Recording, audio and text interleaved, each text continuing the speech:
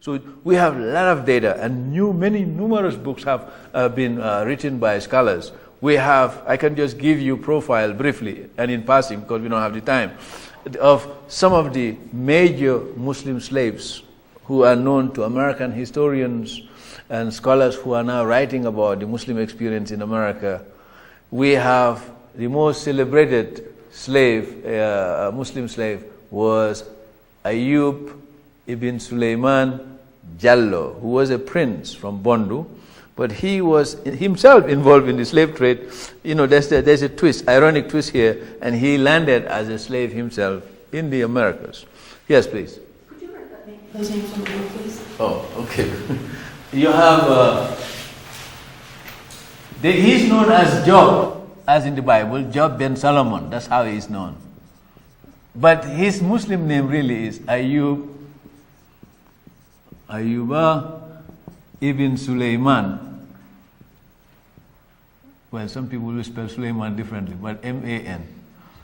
Jallo, his last name, Jallo.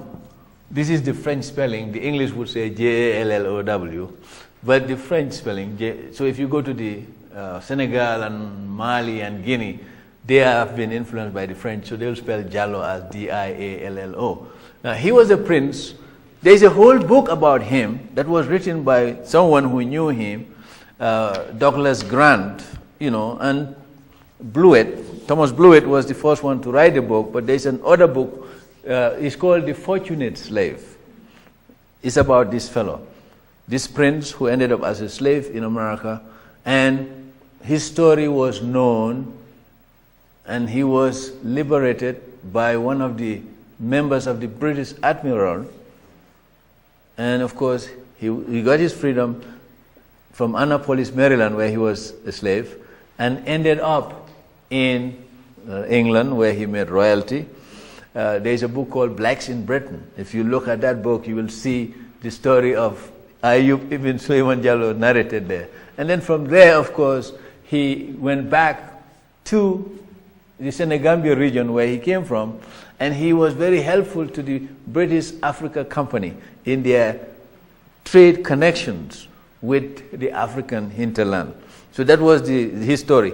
There's another celebrated story who is now becoming legendary in terms of Muslim studies in America, and that is Yaro Mahmud. Now his name was anglicized to Yaro Mahmud, but really his name in the region in Africa where he came from, he'll be known as Yoro.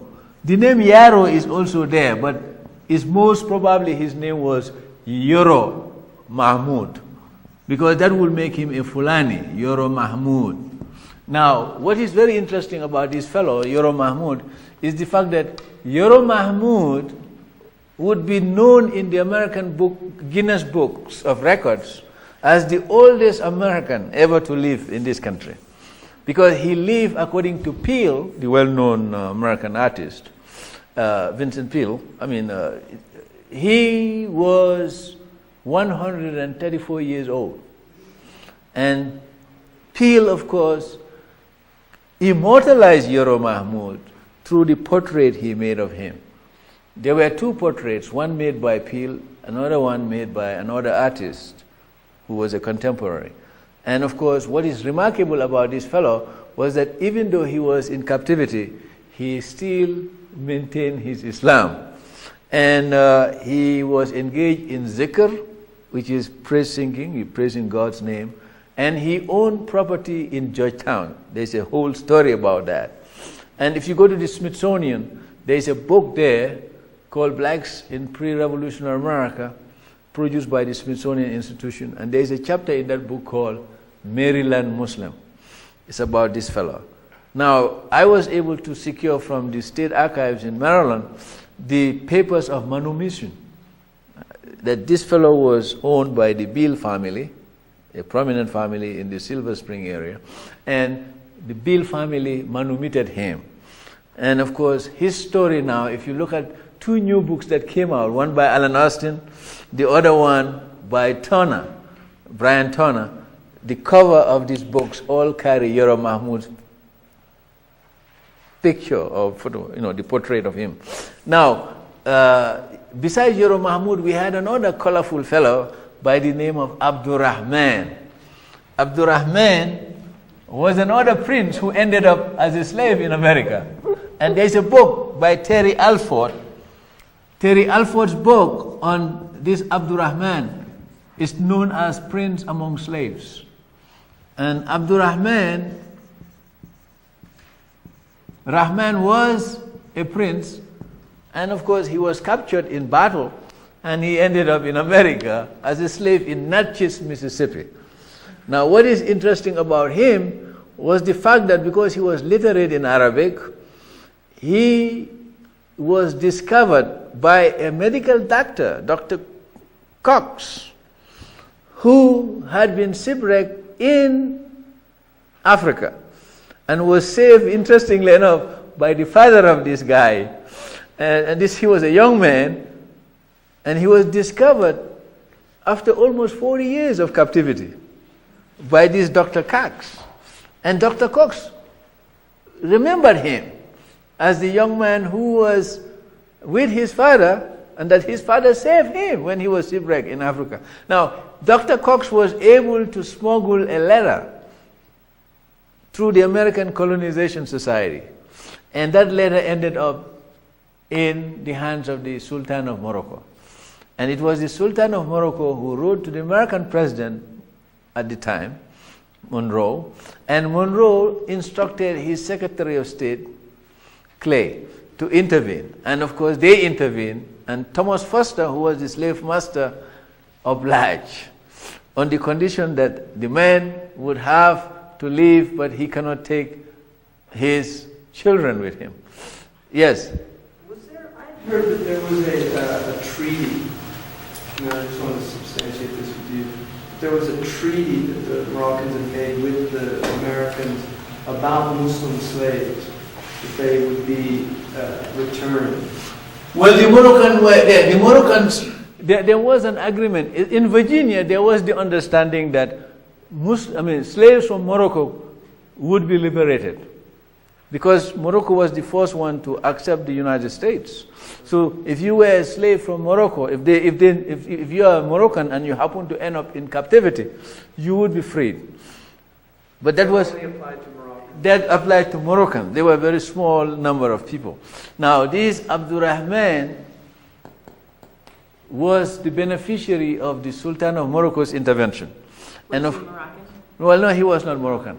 But see, what was very interesting, you have some of those Africans who came from the Fulani groups, you see, who were invariably not seen as African because they were Muslim, they were literate, and all the other things that goes with it. So there was that perception that developed at that time. But Terry Alford, if you really want to know more about him, you should get a copy of Terry Alford's book, Prince Among Slaves.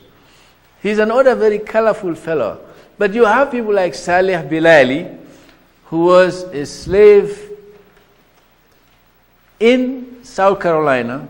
You have the Sapilo Islands off the Georgia coast and off the Carolina coast.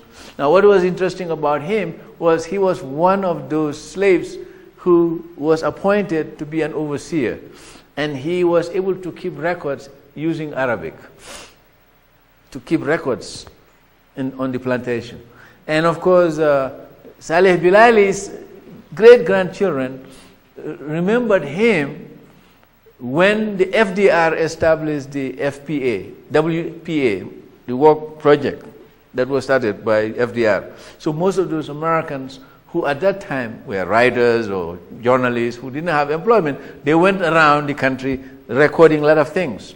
So one of the stories that they recorded was about the descendants of Saleh Bilali, who reported about their grandparents and great-grandparents and some of the residues of Islam, because they buried their dead facing the east, and the kids reported some accounts. This we now have in the records, so if someone is particularly interested in that. Now, there are many other stories, and if you're really interested in these stories, you can read Alan Austin's book, which is over 700 pages. He was able to do a great deal for scholarship by collecting all these literary fragments about slaves, Muslim slaves. And his book is known as African Muslims in Antebellum America. He has two versions. You have the source book, we collect all the sources, and then he also has a paperback, which is a smaller one, giving the narratives about each of these slaves. Now, of course, before him, you have people like Philip Corton, who was at the University of Wisconsin-Madison for many years. Now he's at Johns Hopkins in Baltimore. Philip Corton edited a volume called Africa Remembered, and it has the narrative of slaves, not only Muslims. There were some Muslims, but many of them were not Muslims. Equano and all those other slaves narratives in that book. So you have a body of literature about the slave experience. I think we have a lot of information. School teachers can now go to the library. They have a lot of information about this period. The scholars have generated a lot of material. So one could really have lesson plans, and you can talk about Muslim slaves in America. And it's moving from the footnotes to the text. That's one thing that scholarship is about. You see, when we have limited data, you end up as a footnote.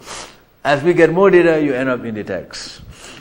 You see, so that's what's happening. And of course, school teachers play a very important role in that. That's in terms of moving you from the footnote to the text. I mean, now the third phase in the history of Islam, we have a lot of data also. So there is no controversy on this third phase in the history of Islam in America. And that is the coming of the immigrants.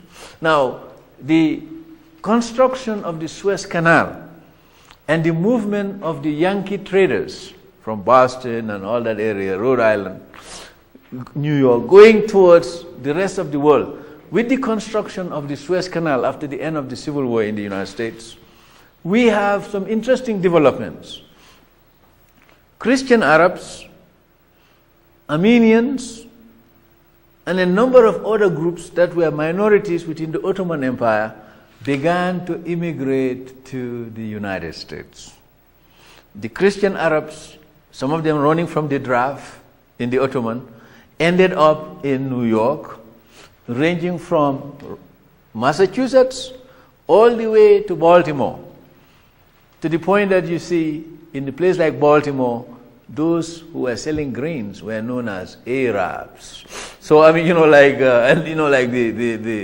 of course, now you have many African Americans doing that, but the old name Arab. You see, so I mean, the interesting thing is those Christian Arabs who came were following the footsteps of the Jewish immigrants who came out of the Ottoman Empire, and they were engaged in peddling.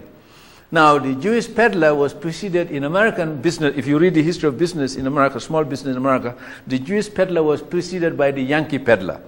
So you have the Yankee peddler, the Jewish peddler, the Christian Arab peddler, and then the Muslim Arab following the footsteps of the Christian Arab peddler. That's the pattern of immigration. Now, what is very interesting is that these Muslim peddlers belong to that group of Muslims who at the beginning were very hesitant to emigrate to the United States. There is the famous story in the literature of a Lebanese in 1900 who went to Beirut harbor, and he asked the American captain, "Captain, do they have mosque in America?" The captain said no, he jumped off the boat. I always tell Muslims that if he was given a dream to know what will happen in 90 years, that there would be over 1,500 mosques in America within that span of time, he would have come, but he didn't come. But more daring Arab Muslims from Palestine, from Syria, from Lebanon mainly, came to America, and they immigrated. So the Christian Arabs and the Muslim Arabs came from various villages. In some cases, villages were virtually transplanted in America. And of course, those Arab immigrants who came into the United States settled in the eastern seaboard, but then gradually they began to move to the hinterland, taking with them peddling. So you have the Arab peddlers in the Midwest, Toledo, Ohio, Dearborn, Michigan, which is the Mecca of Arab culture in America. If you want your best shish kebab and baklava's, you go there. And of course, some of these peddlers went to North Dakota, South Dakota, Indiana, Ross, Dakota, interestingly enough, far in the hinterland of America, and the distinction of the first place where Muslims had Jummah prayer organized in Ross, North Dakota. Now, many of these Arab Muslims interacted with their Christian Arab predecessors in New York, and the Jewish peddlers. Now, this was before the Arab-Israeli conflict, because at that time they were cousins. They were real cousins in those days. So that's one of the reasons why, if you look at the book of nicknames that were published before the 60s, you will come across one of the American Muslim trivia now. I use that as an American Muslim trivia. And that is because of the Muslim, Christian, and Jewish Arabs who live in Brooklyn, New York, and in New York City, Manhattan, you have the first American president to have a Muslim nickname in America. And that was Teddy Roosevelt. Among all the nicknames he had one Muslim nickname. He was known as Harun Rashid Roosevelt. And the reason why he was called Harun Rashid was because when he was one of the commissioners of police in New York, this was before he became president, he used to go to Canal Street, where you have all these peddlers with their carts pushing around, and he would inspect these places, because you have some very bad neighborhoods in those days. So they gave him the nickname Harun Rashid. And of course, during the Gulf War, to bring history from the past to the present, the Kuwaitis heard about this story. So they decided that they were going to make George Bush, the second American president, to have a Muslim nickname. So they call him Abdullah Bush. And of course, that enters the books today. So the scholars will now add Bush with that nickname, Abdullah Bush. So this is part of the American historical trivia. And it's part of this third phase in the history of Islam in America, when the Arabs were now coming into America and were beginning to settle along the eastern seaboard and then going into the hinterland of the United States.